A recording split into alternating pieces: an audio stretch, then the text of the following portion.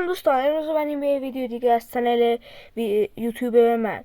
امروز اومدیم که آموزش طلایی کردن یا گلد کردن تفنگ خیلی راحته که 6 مرحله داره و حتما بعدی که این ویدیو رو دیدید حتما لایک، کامنت و زنگوله رو بزنید تا هر وقت ویدیو گذاشتم پیامش براتون بیاد و کانال ما رو هم دنبال کنید. خب بریم سراغ آموزش.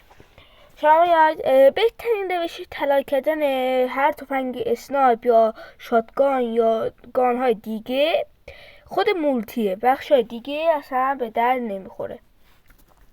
شما یاد به این بخش ببینید اسنایپ من طلاییه.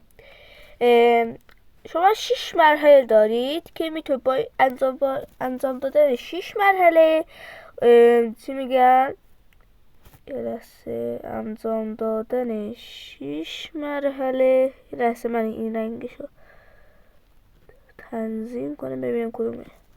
این خوبه. این با انجام دادن 6 مرحله شما میتونید طلایی رو باز کنید. این 6 مرحله چطوری باز میشه؟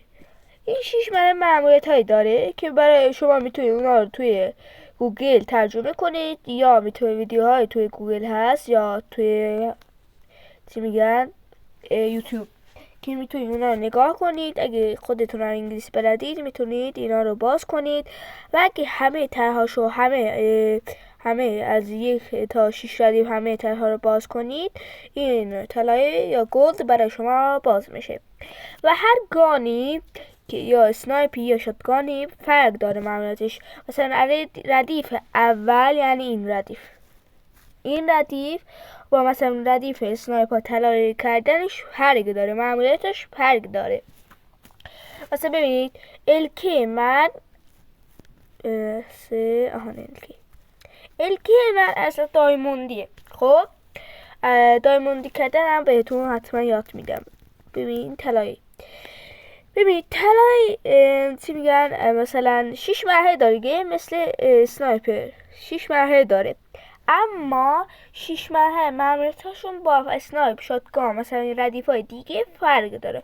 پس این یه نکته حتما با این نکته رو یاد داشته باشید و نمیخوام ویدیو طولانی بشه و تا ویدیو بعد فعلا خدا نگهدار و امیدوارم که از این ویدیو خوشتون اومده باشه. حتما اون کارهایی که گفتم رو انجام بدید. یعنی چی؟ یعنی لایک، کامنت، زنگوله و کانال ما رو دنبال کنید. اسم کانال من متینه. خدا نگهدار.